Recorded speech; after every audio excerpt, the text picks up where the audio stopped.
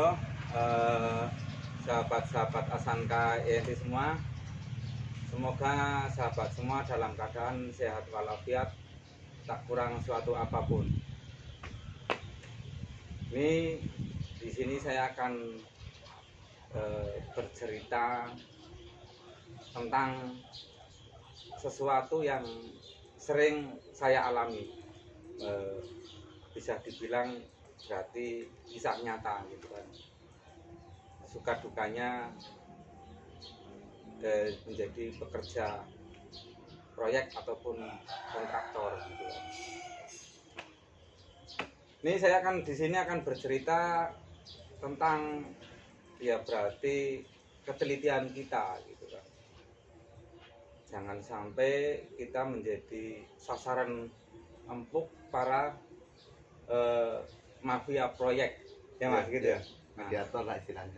Ya, kita jangan sampai tertipu dengan masalah itu. Sering kita dengar gitu kan, mak-mak gitu kan nangis-nangis ya kan, ditipu karena katanya mendapatkan hadiah yang waktu itu dia dapat kupon dari sabun cuci gitu kan. Terus banyak lagi yang ditipu dari HP, katanya Anda menang undian gitu kan. Nah itu salah satu trik ataupun modus-modus orang-orang jahat itu seperti itu. Nah sama halnya juga yang menimpa saya gitu kan. Saya juga orang proyek juga nggak lepas dari sasaran mereka. Ini yang saya ceritakan itu yang benar-benar saya alami. Ini barusan kemarin saya pergi ke Sukabumi, ya, Cidahu. Ya Cidahu ini sama teman saya ini, saya suruh bantu nemenin saya sekaligus nyupirin saya gitu sampai sana gitu kan. Berawal dari saya ditelepon sama teman saya gitu kan. Dia adalah partner kerja saya, biasa memegang untuk konstruksi besi. Nah, di situ saya ditelepon, katanya ada pekerjaan besar di daerah Sukabumi ya. Sukabumi. Cuma tepatnya kalau proyeknya itu nantinya di daerah Cianjur gitu kan. Lah Mas Din itu dia dikasih info sama rekan kerjanya. Dia sama orang konstruksi besi juga.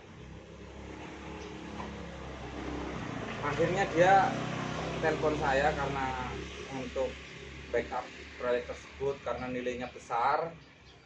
Akhirnya karena di situ ada permintaan dari ownernya, itu katanya borongnya plus bahan, jadi kan nilai kontraknya kan cukup besar.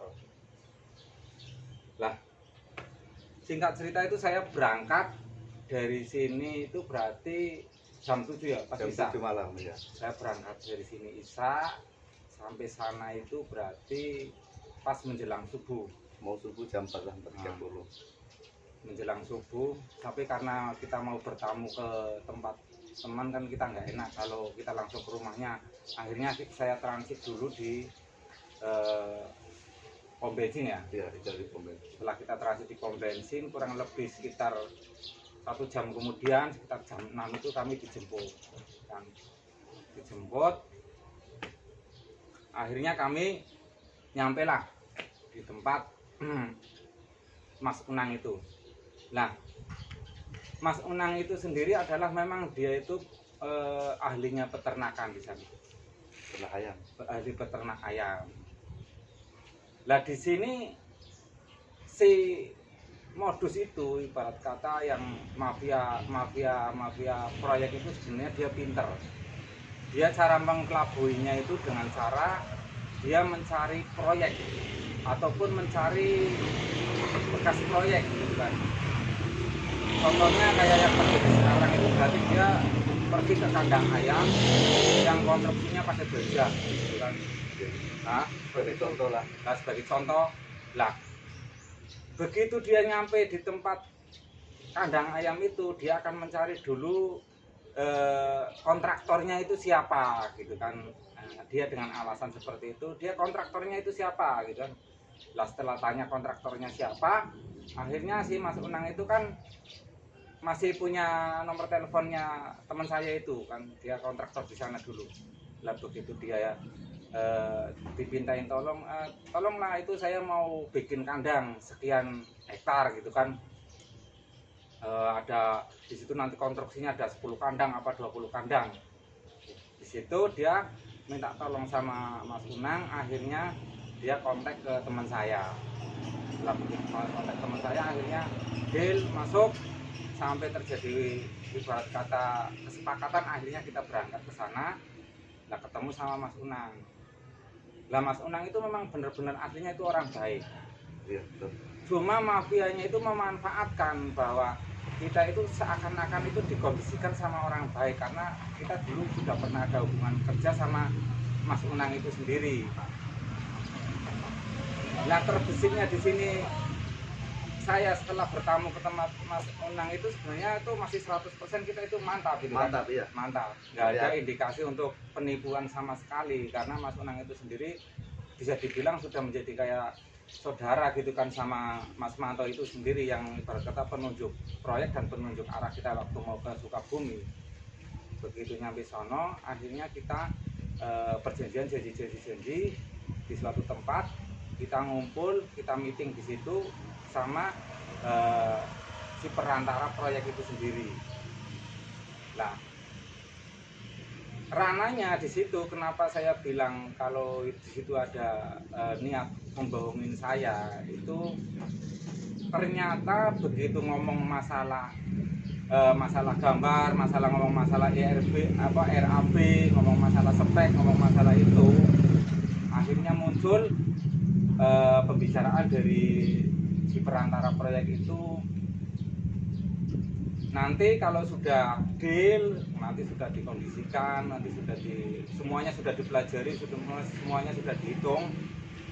Mereka ngomong bahwa kita itu nantinya untuk kesepakatan proyek, kalau nanti memang kita serius mau mengerjakan, kita disuruh mengondisikan dana itu cash itu 250 juta. Lah itu saya mulai sudah berpikir kalau ini adalah berarti perantara dari proyek-proyek bodong yang sengaja dia akan menjadi penipu untuk para kontraktor kayak gitu.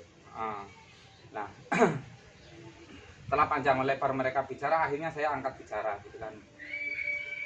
Saya sebenarnya bahasanya itu ngeles, tapi biar nggak terlalu kelihatan, saya ngomong gini, oke bos, kalau proyek itu biasanya itu kalau saya sistem kerjanya itu nggak masalah lah, ibarat kata kalau kita ketemu sekarang itu sebagai perkenalan seperti itu kan, sebagai perkenalan, sebagai entertain nggak apa-apa, kita sebagai apalah gitu, sekaligus untuk menjelaskan tentang bagaimana nanti ranah-ranah pekerjaan itu.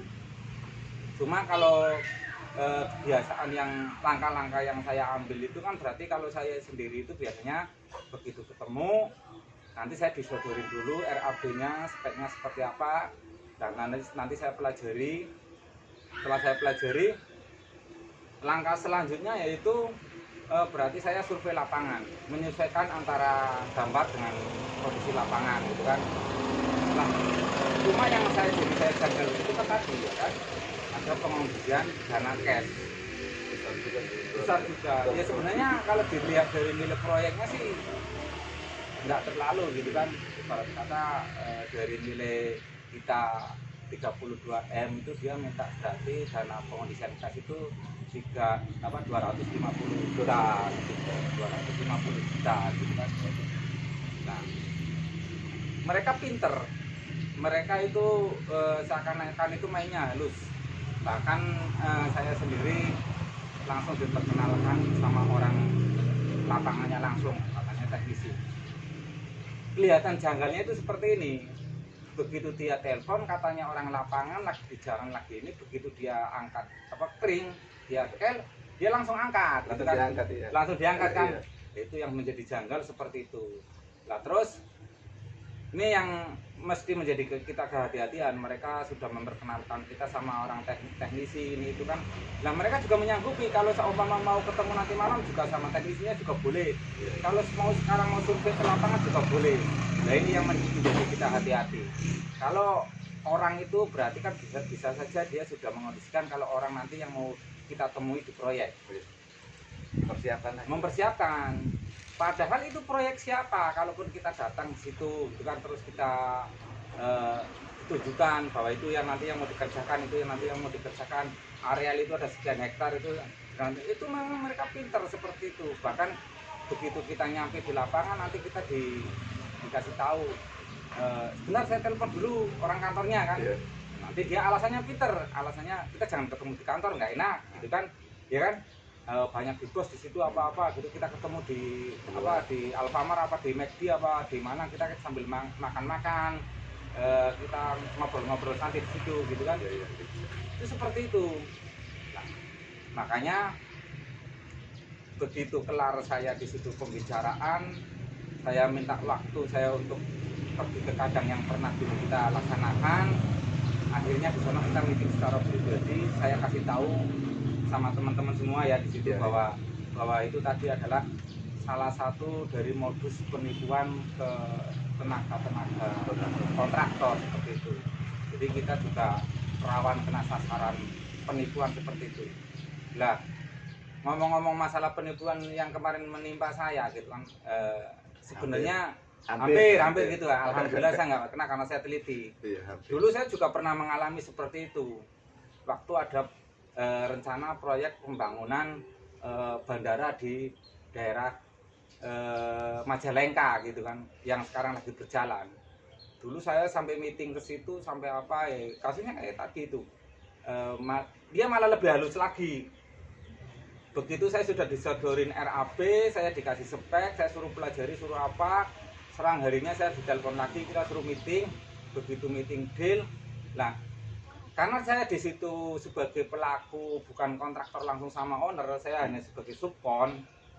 Nah akhirnya saya katanya disuruh memberi uang fee di depan sama kontraktornya gitu ya kan. Nah itu ya walaupun dia ngomong 20 juta katanya buat ngasih uang pengawas gitu, ini itulah kan yang melancarkan proyek lah itu, tapi indikasinya itu sebenarnya itu mereka itu mau menipu kita. Nah seperti tadi kasus yang kemarin saya baru alami, saya hampir berarti kena penipuan mafia proyek, tapi alhamdulillah berarti tidak sampai kena. Itu berarti mereka mintanya cukup gede, yaitu 250 juta. Berarti ibarat kata itu uang kesepakatan, tanda keniatan katanya. Kalau memang saya mau niat sebelum mereka mencairkan ibarat kata uang DP gitu kan. Lah kita tergiurnya kan begini, dari nilai proyek yang 32 M gitu ya kan, kalau kita dicairkan dana ibarat kata 10% aja, nah kita kan sudah dapat uang 3 M kan 3,2. Nah berarti kalau kita nanti kita dapat uang 3,2, apa masalahnya kalau kita keluarkan 250 gitu kan. Nah kita itu jangan tergiurnya di situ.